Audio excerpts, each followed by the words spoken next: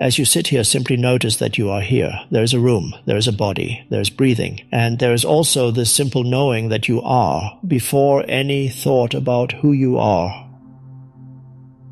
Perhaps you can allow yourself just for a moment to not do anything with this moment, not trying to improve it, not trying to understand it, simply letting it be as it is. You may notice that very quickly the mind wants to come in. It wants to comment, to label, to judge. It may say, this is boring, or I don't understand, or this is good, or this is not for me. The content of those thoughts is not so important. What is important is that you notice there is an activity in the mind, and you are aware of that activity. You are not the stream of thoughts. You are the awareness that knows the thoughts. Let us stay with this simple recognition for a moment. There is the thought, and there is the awareness of the thought. The awareness is spacious, still unaffected by the content. Thoughts arise. They stay for a short while. They dissolve. But the space of awareness remains. This is already a profound realization if you stay with it, quietly. Now, one of the mind's favorite activities is to judge, to say, this is good, this is bad, this should not be, this should be different. Judgment gives the ego a sense of self, a sense of identity. It says, I know I am right, I am separate from what I see. When you judge another person, notice how it strengthens the sense of me. Look at what they are doing, I would never do that. Or, they are wrong, I am right. The ego loves this. The ego loves to be right. In that moment, the ego feels a little bigger, a little more defined. It feels more solid. But this solidity is not true presence. It is a tension, a contraction. If you look carefully, you may feel that contraction in the body when you judge, a tightening in the chest. T in the shoulders, around the face. The body is showing you that something has become rigid, closed. Judgment separates. Presence unites. Your life situation, as the mind likes to call it, is full of things the ego wants to judge, but your life situation is not your life. Your life is this deeper aliveness that is here now, underneath the story. The need to judge belongs to the ego, not to who you truly are. You can begin to notice this in very small moments. You see someone walking past you. Immediately a mental comment appears. They look strange. I like their clothes. They shouldn't behave like that.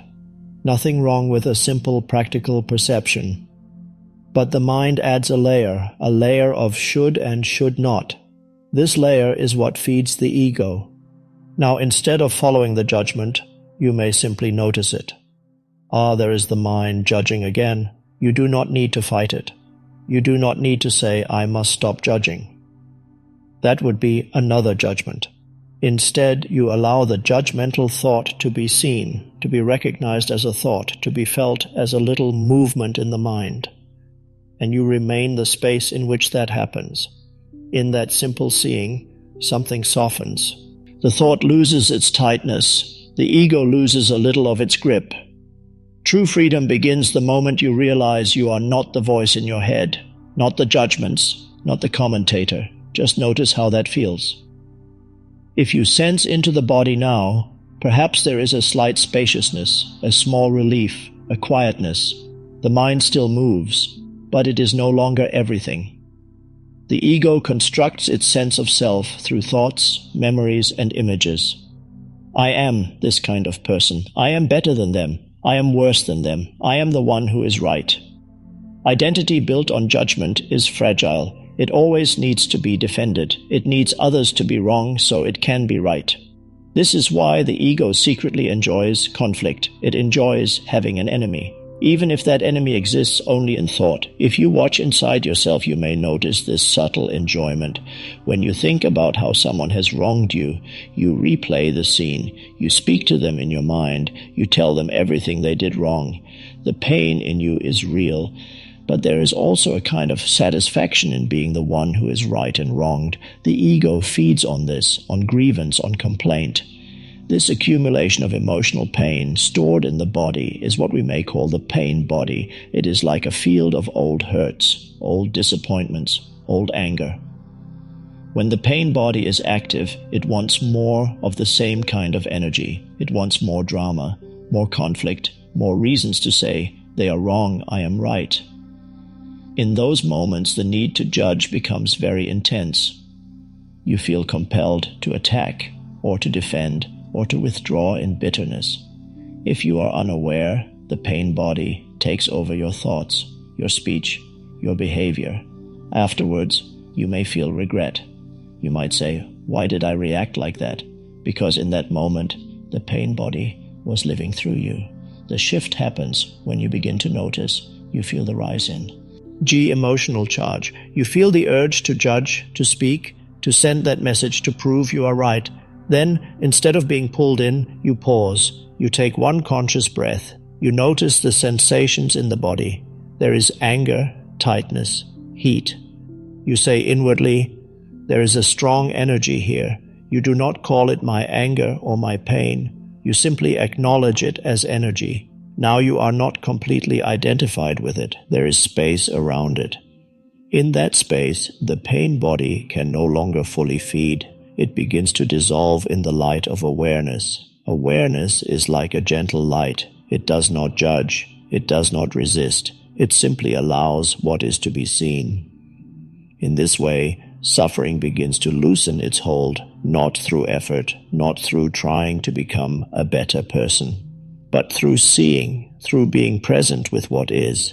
Notice how the mind wants to say, yes, but they really are wrong. They should not have done that.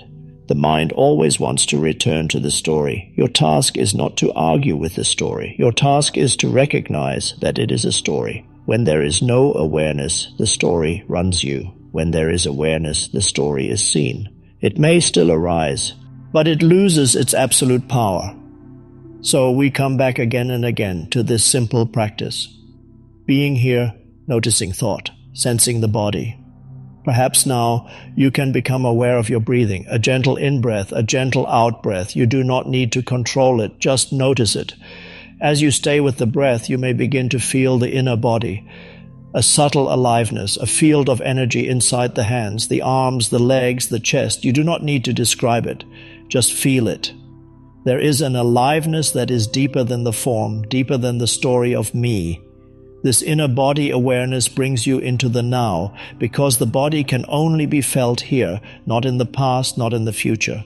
When you sense the inner body, thoughts may still come, but they are not as important. They lose their heaviness.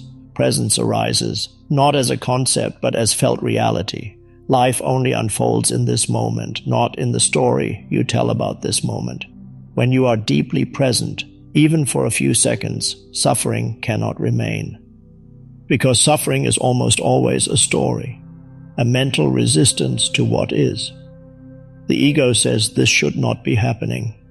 Awareness says this is what is happening. In that simple shift, there is peace, even if the outer situation is not what the mind wants. Acceptance does not mean you like everything.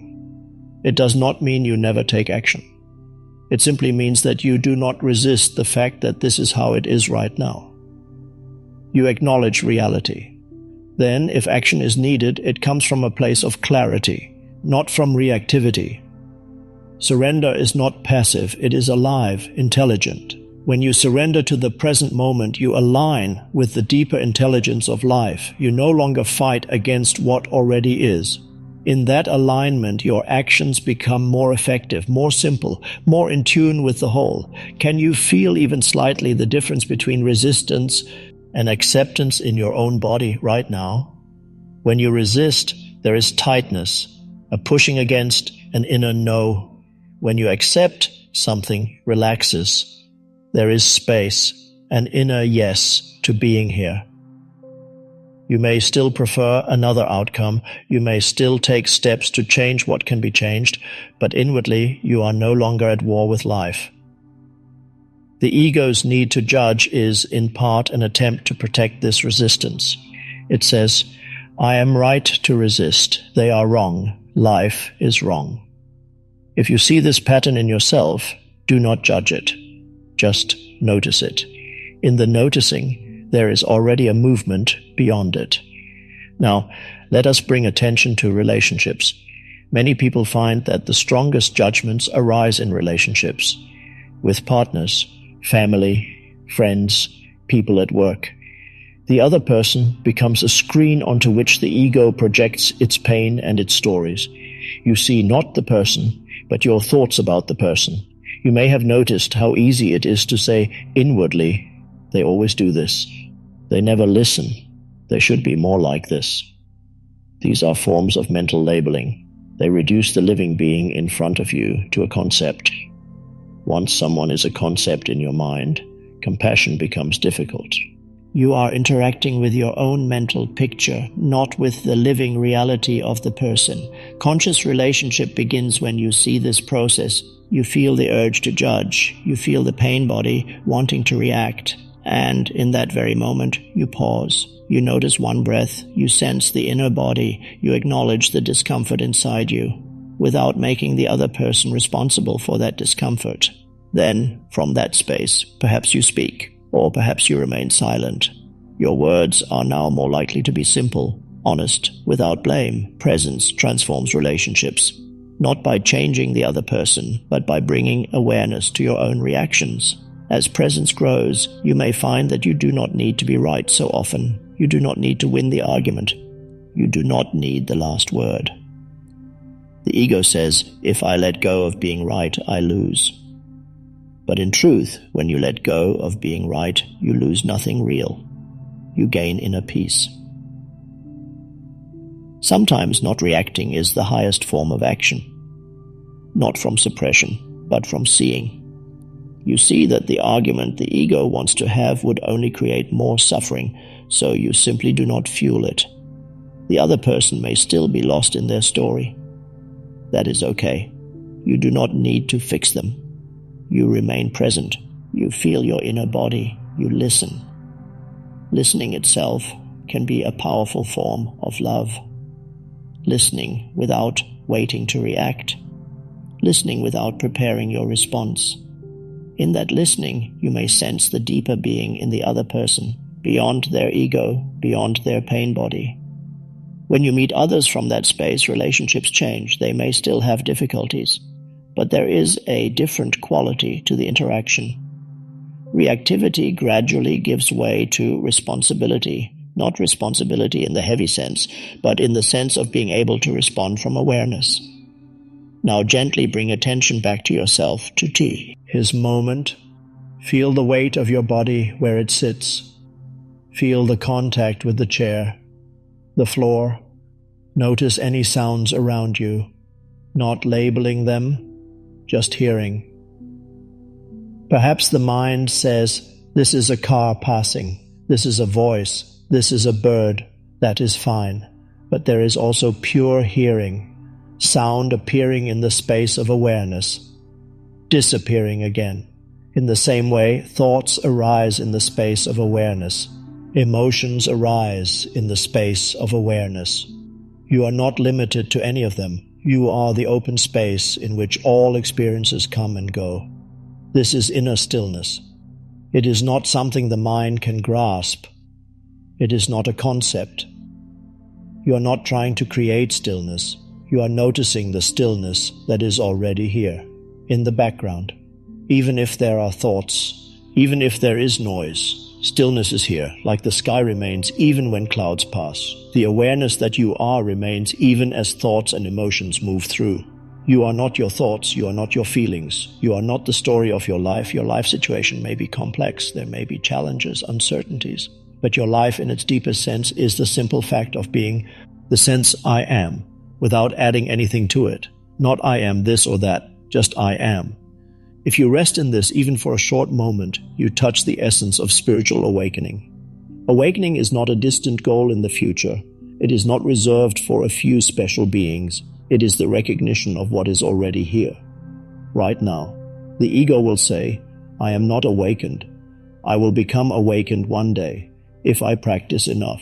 This is another story, another postponement, Awakening is simply seeing that the story is not who you are. It is seeing that the awareness noticing the story is already free. Right now, you can gently ask yourself, what is here if I do not go into any thought about myself? There may be a slight silence, a gap. In that gap, there is a sense of presence, still, alive. This presence is your true nature. It does not need to be improved. It does not need to be defended. The ego's need to judge is an attempt to find security in form, to say I am this, I am not that, to make itself solid. But all forms are temporary, roles and images, opinions, they all come and go. What does not come and go is the aware space in which they appear. Spiritual awakening is the shift of identity from the form to the formless, from thought to awareness, from ego to presence. You still play roles in the world, you still have preferences, you still think, you still feel, but you know in the background that none of this defines who you are. Then judgment loses its ground. Without a rigid me to defend, the impulse to judge softens.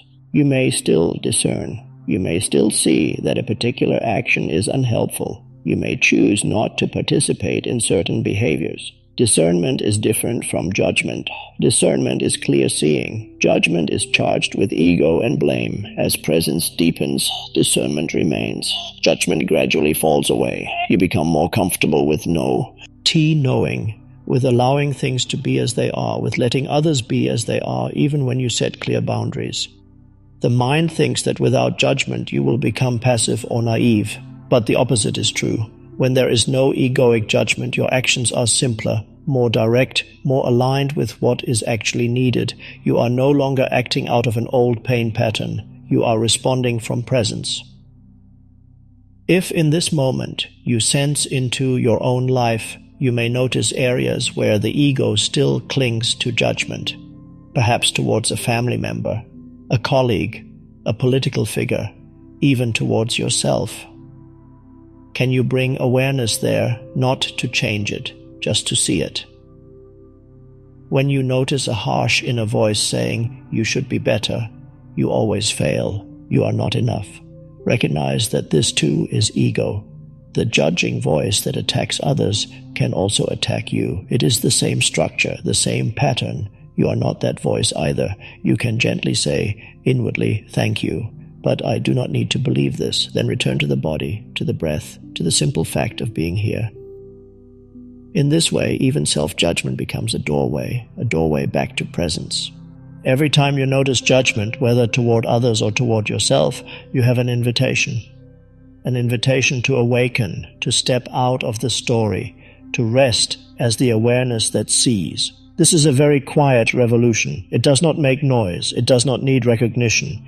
Yet it changes everything. As you become more present, the pain body finds less food. Judgment becomes less frequent, less intense. Old patterns may still arise, but they do not last as long. They do not pull you in as deeply. There is more space in you, more gentleness. You may find a subtle compassion arising, not as an emotional effort, but as a natural expression of seeing. You see how others are caught in their minds, in their pain, in their stories. You recognize it because you know it in yourself. And from this recognition, the need to judge them weakens. You do not condone harmful actions, but you see the unconsciousness behind them. In seeing the unconsciousness, you do not add more unconsciousness through your own reactivity. This is how presence brings a different quality into the world. Not by trying to be good, but by seeing, by being. Now perhaps let us again feel the inner body. Close your eyes if that feels natural. Bring attention to your hands. Do you feel a subtle tingling? A warmth? A sense of aliveness? Then the feet, the legs, the abdomen, the chest. As you do this, thinking may slow down or it may continue. Either is fine. Your primary focus is the sense of inner aliveness, the energy field of the body. This inner body awareness connects you with the dimension of being. It grounds you in the now. As you rest there, the mind becomes less compelling. Judgments lose their intensity. In this simple inner stillness, there is a quiet joy, not an excitement, but a gentle, peaceful okayness. Nothing needs to be added, nothing needs to be taken away. This is the essence of surrender. To say yes to the suchness of this moment, to let it be. If there is pain, you allow the pain to be felt. If there is restlessness, you allow the restlessness to be there, without adding a mental story about it. You may notice that when you stop telling yourself what the moment should or should not be, the moment becomes lighter. Even a simple, ordinary moment can be infused with a quiet beauty, just sitting, breathing, being. The mind might say, this is nothing special. But the deeper you go into presence, the more you recognize that this nothing special is actually the miracle of being. Your true home is here, in this stillness. Thought will continue to arise. The ego may still try to judge, but you have discovered a deeper dimension in yourself, a place that is untouched by the changing waves of the mind. From here, you can live your ordinary life. You go to work, you speak with family, you deal with challenges, but something fundamental has shifted. You are no longer completely absorbed in the story. You are aware of the story as it unfolds. Judgment may still appear, but you see it as part of the story. The pain body may still activate, but you recognize it as an energy pattern. This recognition gradually frees you. Freedom is not some dramatic event. It is the quiet realization again and again that who you are is this aware presence, always here, always now. So as we come to the end of these words, perhaps you can stay with what is beyond the words, the silence between the words, the stillness underneath them.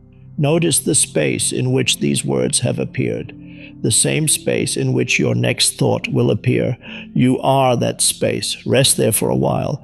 No need to reach for the next moment. No need to improve this one. Just this, being